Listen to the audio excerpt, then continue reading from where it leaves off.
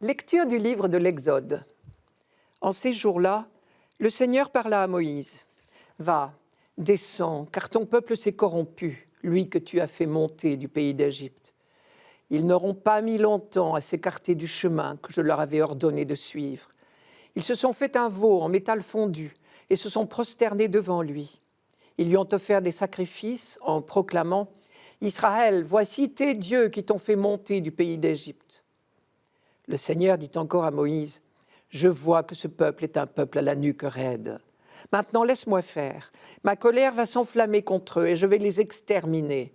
Mais de toi, je ferai une grande nation. » Moïse apaisa le visage du Seigneur son Dieu en disant, « Pourquoi, Seigneur, ta colère s'enflammerait-elle contre ton peuple que tu as fait sortir du pays d'Égypte par ta grande force et ta main puissante ? Souviens-toi de tes serviteurs, Abraham, Isaac et Israël, à qui tu as juré par toi-même. Je multiplierai votre descendance comme les étoiles du ciel. Je donnerai, comme je l'ai dit, tout ce pays à vos descendants, et il sera pour toujours leur héritage. » Le Seigneur renonça au mal qu'il avait voulu faire à son peuple. Clairement, la fabrication d'une statue a été considérée par Dieu et par Moïse comme une faute. Pour comprendre ce que représentait l'interdiction des idoles et en quoi la fabrication du veau d'or est une faute, il faut relire ce qu'on appelle le décalogue. La première phrase, on l'oublie souvent, ce n'est pas un commandement, c'est une affirmation.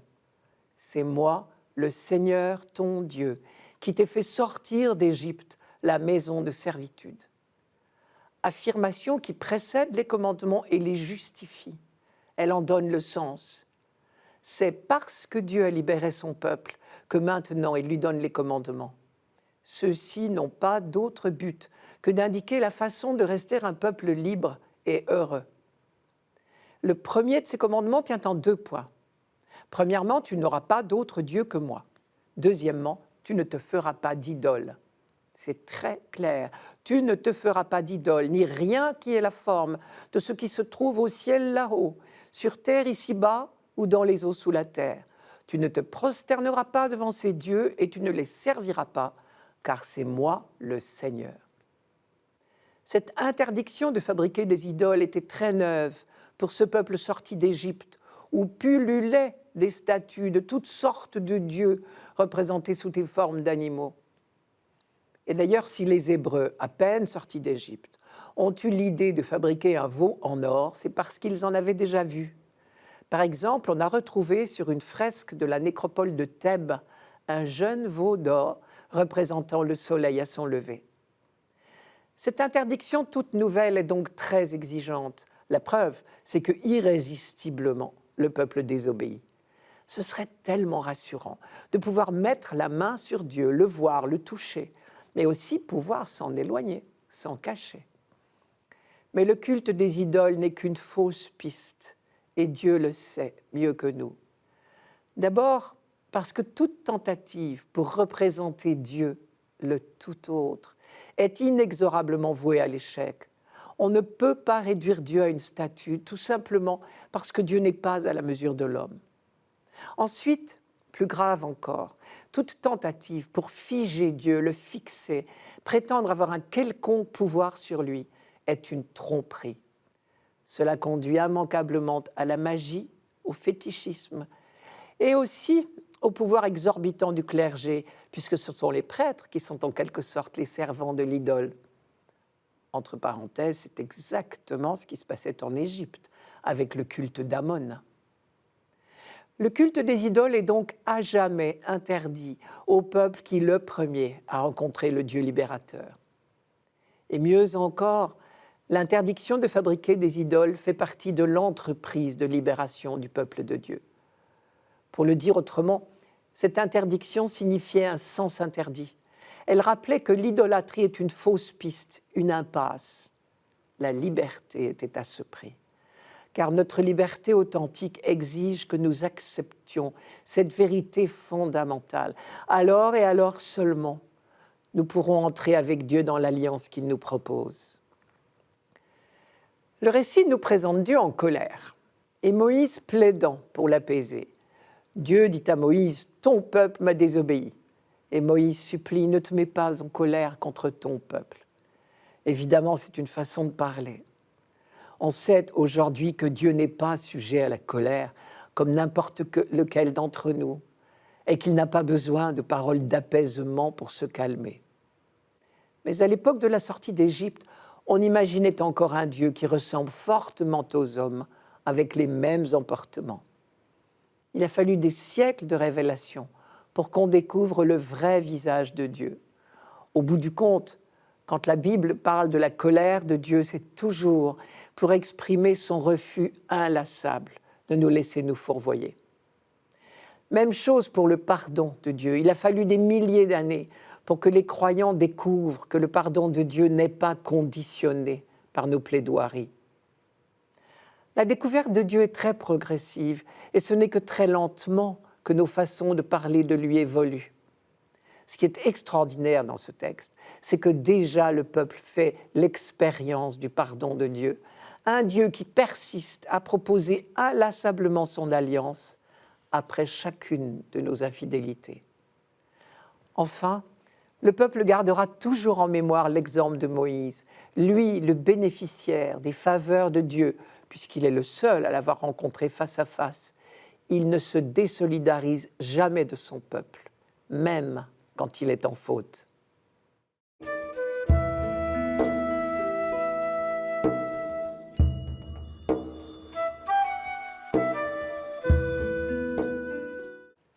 Psaume 50.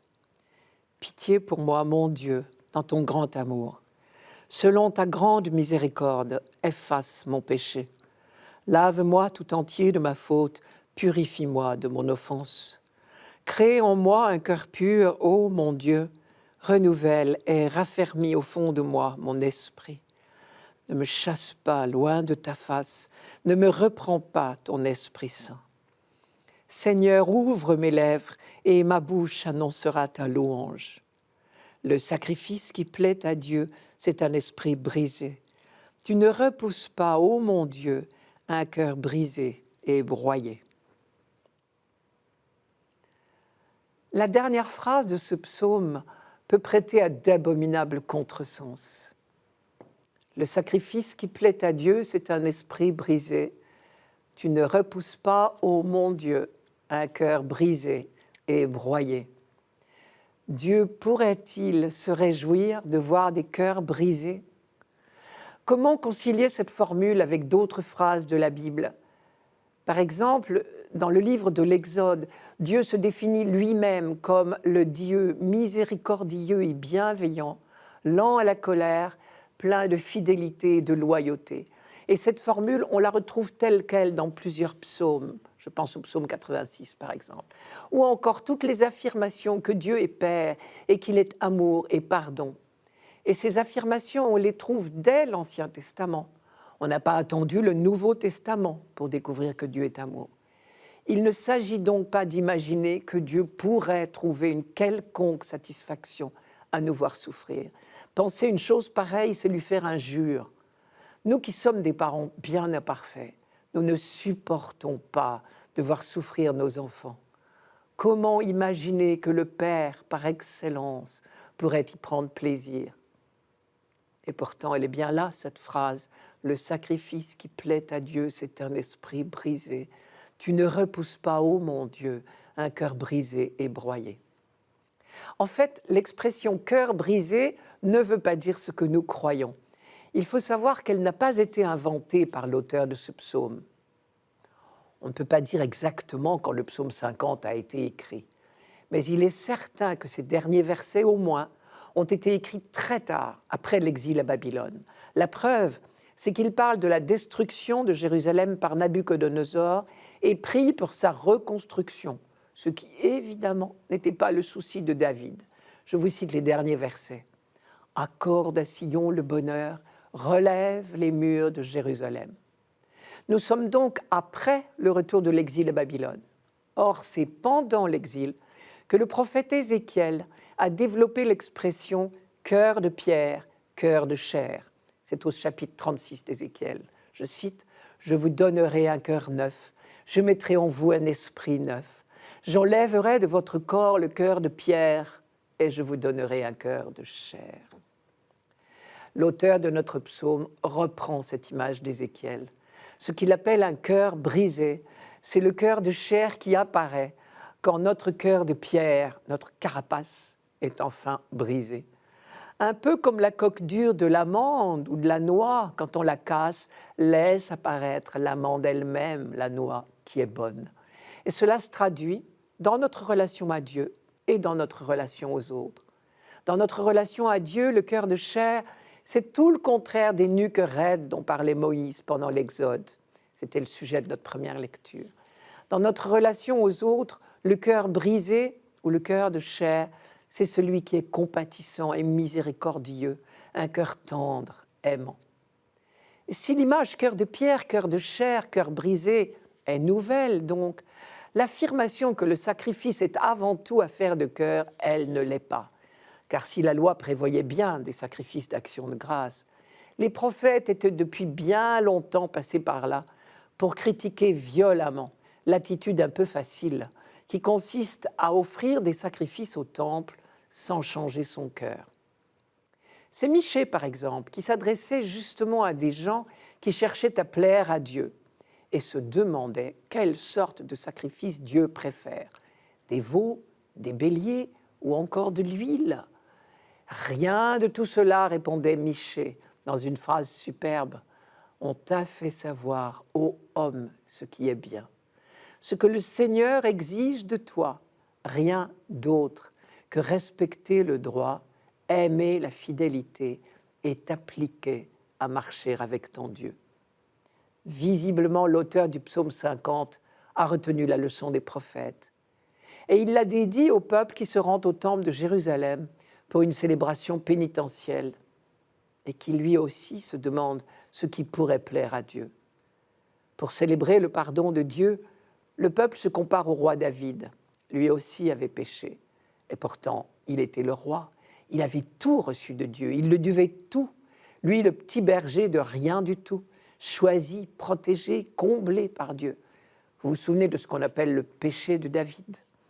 C'est l'histoire de la trop belle Bethsabée que David avait aperçue par la fenêtre. Il l'avait fait venir au palais en l'absence du mari. Un peu plus tard, quand il avait appris que Bethsabée attendait un enfant de lui, David s'était arrangé pour faire tuer le mari gênant, pour pouvoir épouser Bethsabée et reconnaître l'enfant. Après sa faute, David, rappelé à l'ordre par le prophète Nathan, est resté célèbre pour son repentir. À son tour, le peuple qui lui aussi doit tout à Dieu se reconnaît pécheur et annonce la miséricorde de Dieu. Et il veut rendre grâce. Et c'est là qu'il demande quelle est la meilleure manière de rendre grâce, qu'est-ce qui plaît à Dieu.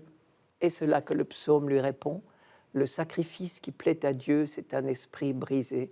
Tu ne repousses pas, ô mon Dieu, un cœur brisé et broyé. La leçon est magnifique et encourageante. Plaire à Dieu, au fond, c'est bien facile. Il suffit d'aimer.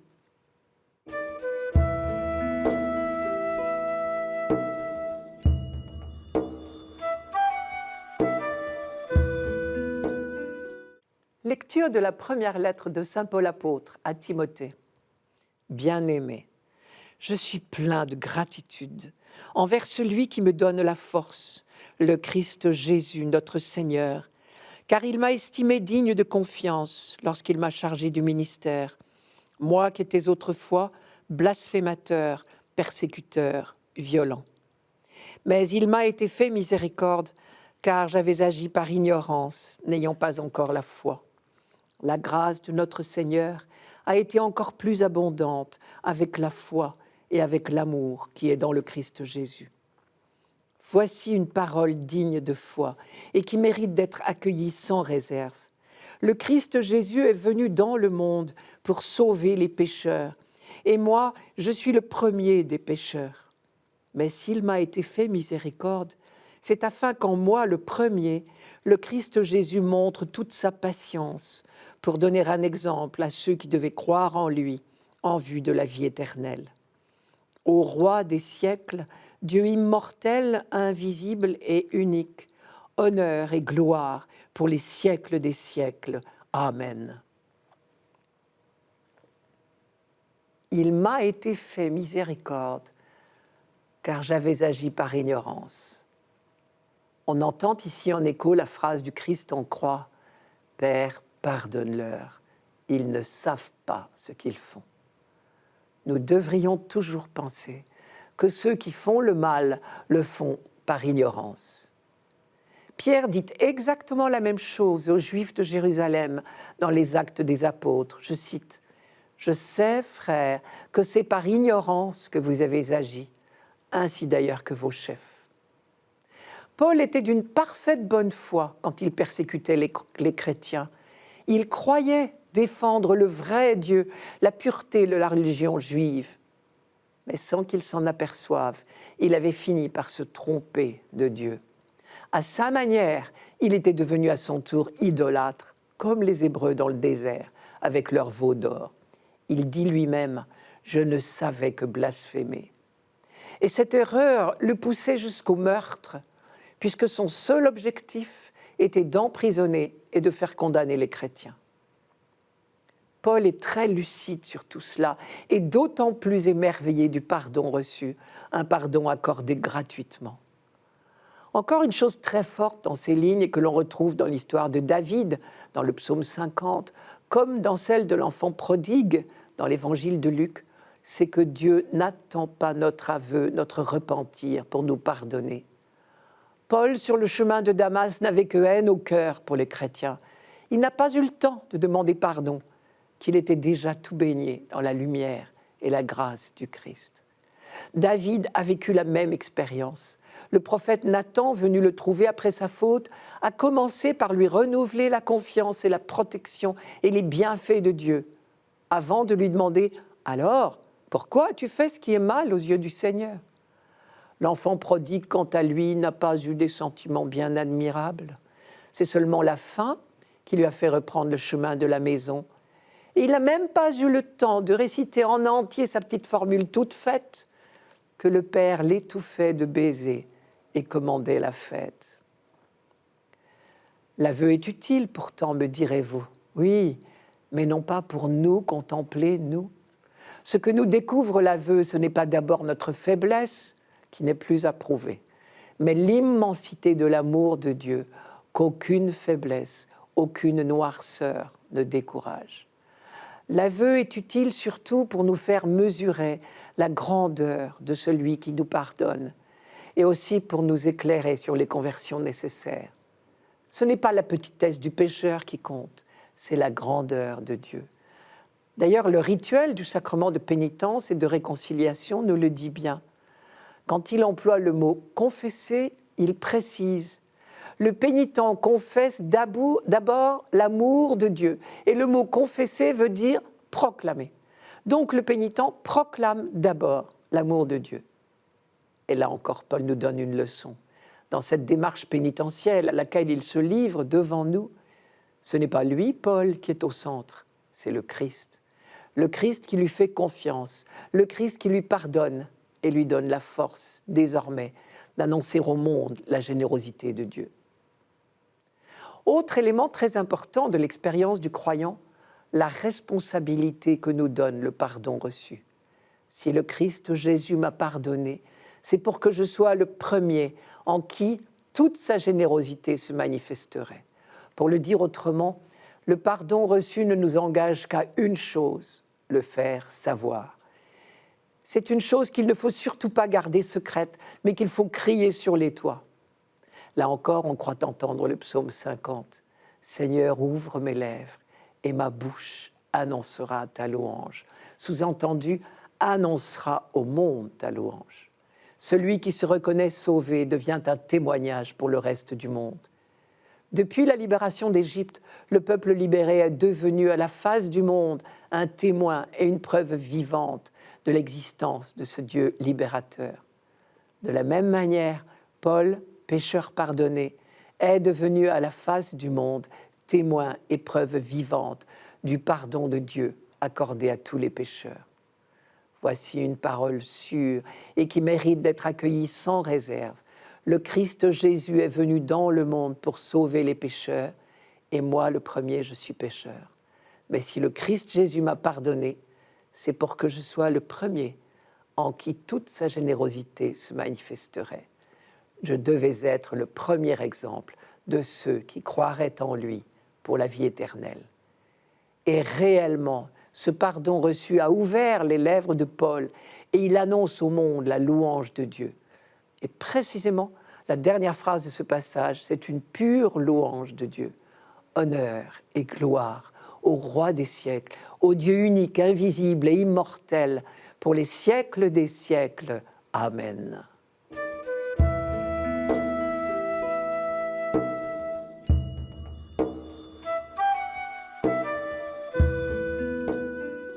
Évangile de Jésus-Christ, selon saint Luc.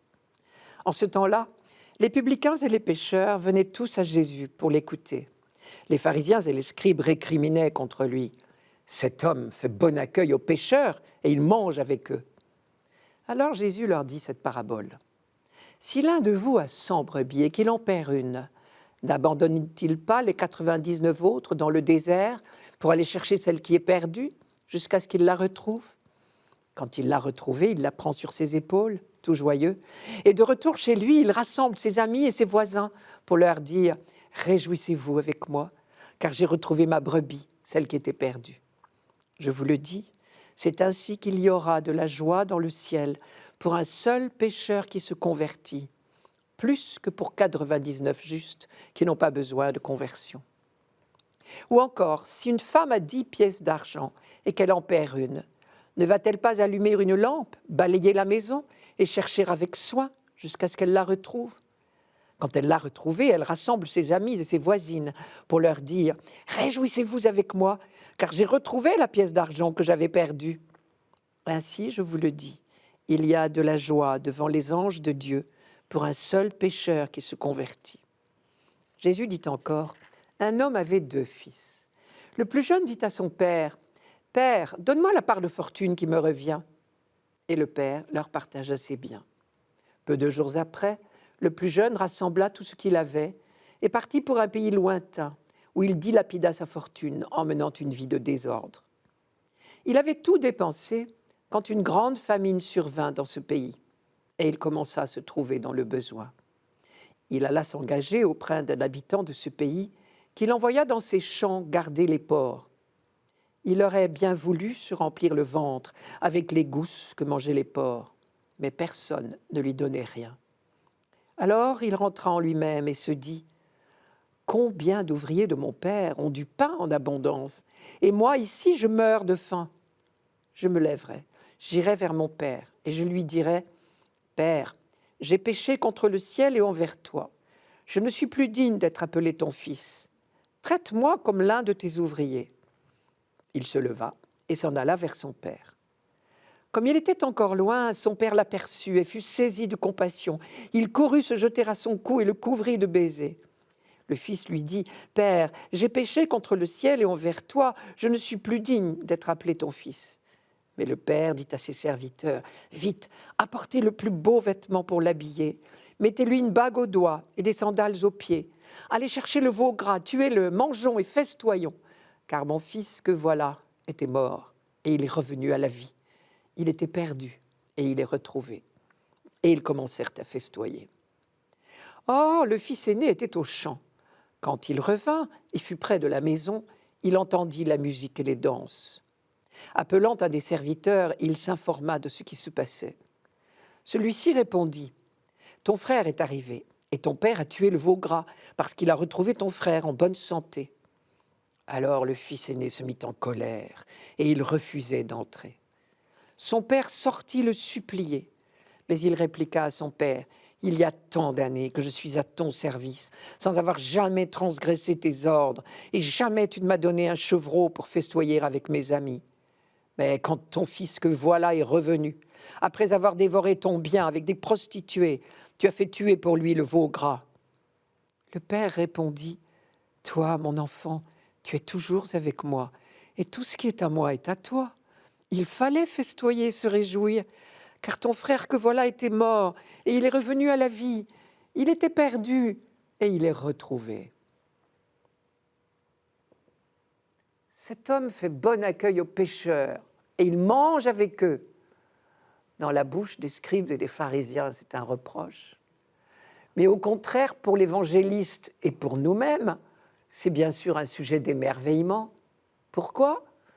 Parce que nous n'aurions pas l'audace, ni les uns ni les autres, de nous compter parmi les 99 justes de la première parabole. Chacun de nous est ce pécheur, invité à donner de la joie au ciel par sa conversion. Entendons-nous bien, le mot conversion ne signifie pas changement de religion, mais un changement de direction, un véritable demi-tour. Nous tournions le dos à Dieu et nous nous retournons vers lui. Eh bien, nous pouvons nous dire que chaque fois que nous avons pris la décision de faire demi-tour, nous avons donné de la joie au ciel. Pourquoi une telle joie quand nous prenons le chemin de la réconciliation ? Parce que Dieu tient à nous comme à la prunelle de ses yeux. Et l'expression n'est pas trop forte, je ne l'ai pas inventée, elle nous vient tout droit de l'Ancien Testament et plus précisément du livre du Deutéronome. Je cite, « Le Seigneur rencontre son peuple au pays du désert, il l'entoure, il l'instruit, il veille sur lui comme sur la prunelle de son œil. » Il veille en effet au point de partir lui-même à la recherche de la brebis perdue, car il sait bien qu'elle ne reviendra pas toute seule.